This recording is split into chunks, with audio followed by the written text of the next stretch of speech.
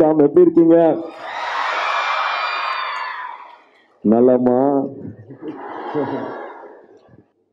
ரொம்ப ரொம்ப சந்தோஷமா இருக்கேடா, உங்களால இங்க பாக்குறது வந்து ரொம்ப ரொம்ப சந்தோஷமா இருக்கேன்.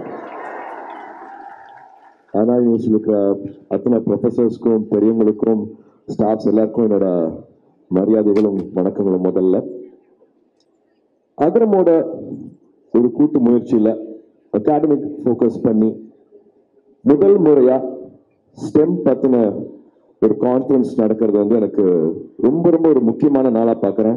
ரொம்ப ஒரு மகிழ்ச்சியான ஒரு நாளா பார்க்குறேன். இல்லையா, அகரம் ஆரம்பிச்சு ஒரு 15 வருஷத்துல இது வரைக்கும் ஒரு 6000 கிட்டத்தட்ட ஒரு 6000 கிட்ட மாணவ மாணவிகள் படிச்சு முடிச்சிருக்காங்க, படிச்சுட்டு இருக்காங்க. அதுல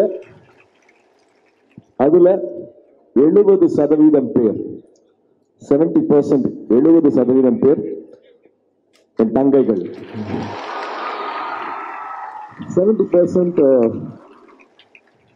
should be girls அப்படிங்கிறது வந்து வருஷம் அது ஒரு ரூலா பண்ணிட்டு இருக்கு ஒரு 15 வருஷத்துக்கு மேலேயே.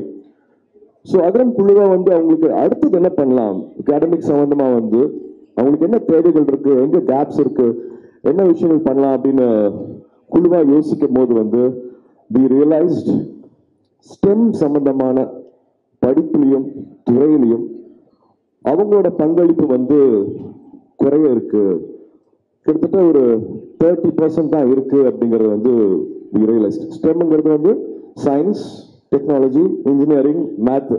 என்னடா ஒரு பிகாம் முடிச்சுட்டு இதெல்லாம் சொல்றேன்னு பார்க்காதீங்க, கொஞ்சம் ரிசர்ச் பண்ணிட்டு அதனால சொல்றேன். ஸோ இது நம்ம ஊர்ல மட்டும்தானா, இது நம்ம குழந்தைங்களுக்கு மட்டும்தானா, நம்ம சமுதாயத்துல மட்டும்தான் அப்படி இருக்கா? ஏன்னா நான் ஒரு அப்பாவா வீட்டுல பாக்குறேன், நான் என் தங்கச்சிக்கு நடக்கிறது, என் மனைவிக்கு நடக்கிறது, என் குழந்தைக்கு, என் பொண்ணுக்கு, என் பையனுக்கும் நான் எனக்கு தெரியாமே பண்ற சில வித்தியாசங்கள் தான் காரணமா, அவங்களை வளர்க்குற விதம் காரணமா அப்படின்னு பார்க்கும்போது இல்லை அப்படின்னு ஒரு ரிசர்ச் சொல்லுது. உலகம் பூராவே இன்ஜினியரிங் சம்பந்தப்பட்டது, இனோவேஷன் சம்பந்தப்பட்டதுல வந்து பெண்களோட பங்களிப்பு வந்து 30% குறைவா தான் இருக்கு அப்படிங்கறத வந்து ரிசர்ச் சொல்லுது. பட் ஆனா ஸ்டெம்ங்கிறதே வந்து வெறும் ஒரு சயின்ஸ் மேத் மட்டும் கிடையாது. அது வந்து it is creativity, it is problem solving, it is innovation, it is resilience. இது எல்லாமே பெண்களுக்கு வந்து இயல்பா வரக்கூடியது. அப்படியே வரமாட்டேங்கிறாங்கன்னு பார்த்தா ஐ திங்க் ஒரு ரோல் மாடல்ஸ் இல்லை, எங்களுக்கு வந்து இது வந்து ஒரு எடுத்துக்காட்டு இல்லை, ரோல் மாடல்ஸ் இல்லை அப்படின்ட்டு ஒரு காரணம் வைக்கிறாங்க. ஆனா அதுவும் இல்லை அப்படிங்கிறது வந்து இந்த ஃபங்க்ஷன் போறதுக்கு முன்னாடி ஒரு சின்ன ரிசர்ச் பண்ண அதுலயும் தெரிஞ்சது. பெண்கள் நம்மளுக்கு என்னெல்லாம் கொடுத்துருக்காங்க அப்படின்னு பார்த்தீங்கன்னா, வேர்ட் ப்ராசஸர் கொடுத்தது வந்து பெண்கள், கம்ப்யூட்டரைஸ்ட் புக்கிங் ஆஃப் ஏர்லைன் கொடுத்தது வந்து ஒரு பெண், solar heating system, stem cells, software that made moon landing. Neil Armstrong முதல்ல போய் ஒரு ஆணா காலை வச்சுட்டாரு, ஆனா அவர் அங்க கொண்டுட்டு போய் இறக்குனது வந்து ஒரு பெண்.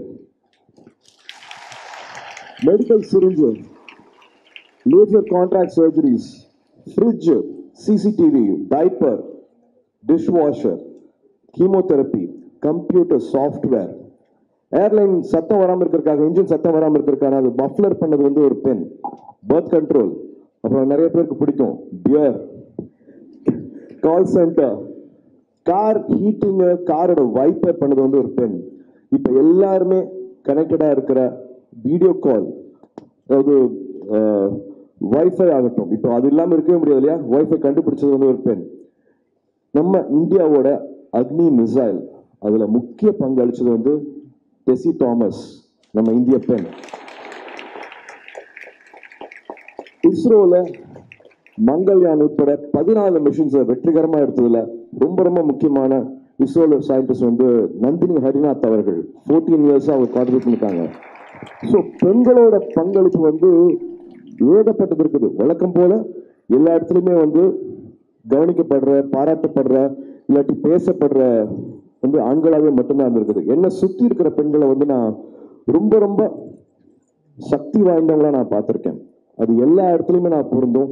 என்னை சுத்தி இருக்கிறேன்னா என் வீட்டில இருந்து நான் இப்போ அகரம் ஒரு 6000 குழந்தைங்க இருக்காங்கன்னா வந்து அதுல முக்காவாசி பேர் அகரம் நடத்துறது வந்து பெண்கள்.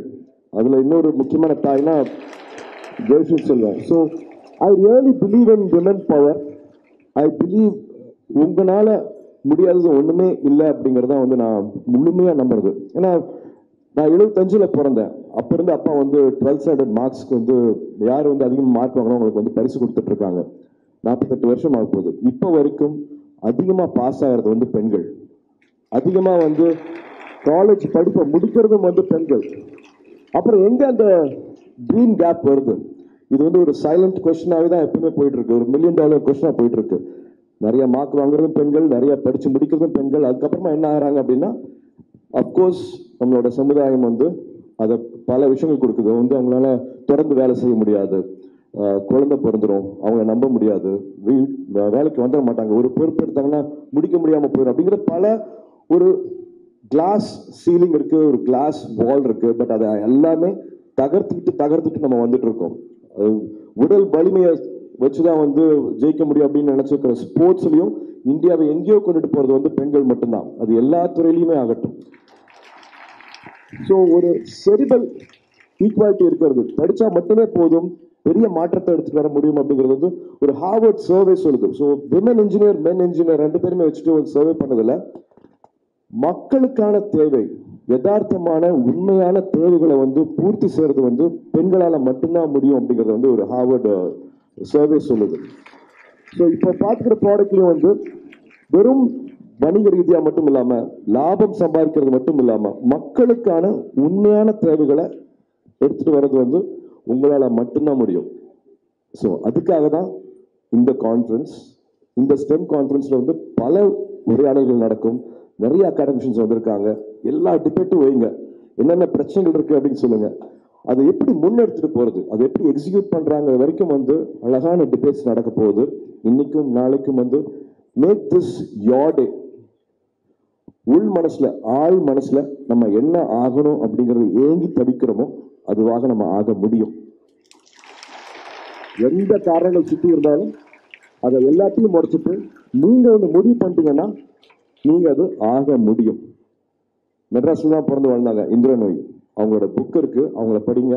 நம்மளோட சமுதாயத்தை பத்தி, அவங்களோட குடும்பத்தை பத்தி, எப்படி அவங்க வந்து தொழில் வந்து சக்சஸ்ஃபுல். பெப்சிங்கிற கம்பெனி வந்து ஏற்கனவே பல ஆயிரம் கோடி சம்பாதிச்சுட்டு இருக்கிற கம்பெனி. ஆனா அவங்க போனதுக்கு அப்புறமா அதை 2 மடங்கு ஆக்குனாங்க.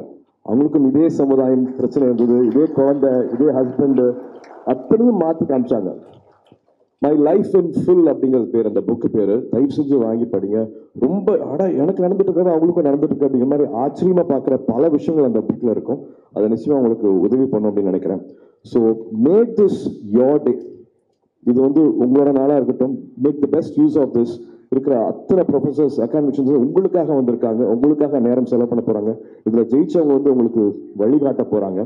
ஸோ இதுக்கு ரொம்ப ரொம்ப முக்கியமான காரணமாகிற விஜய் அசோக் அவர்களுக்கும், அண்ணா யூனிவர்சிட்டி இருக்கிற அத்தனை ப்ரொஃபசர்ஸ்க்கும், அத்தனை ஸ்டாஃப்ஸ்க்கும், மதிப்புக்குரிய வைஸ் சான்சலர் அவர்களுக்கும், ரெஜிஸ்ட்ரார் அவர்களுக்கும், இதெல்லாம் பண்ணி கொடுத்த அகரம் வாலண்டியர்ஸ்க்கும் மனமார்ந்த நன்றிகளை தெரிவிச்சுக்கிறோம். இது வெறும் ஆரம்பம் மட்டுமே, இது வெறும் ஆரம்பம் மட்டுமே. நீங்க என்ன ஆகணும்னு ஏங்கி தவிக்கிறீங்களோ அதுவாக ஆக முடியும். God bless. All the best.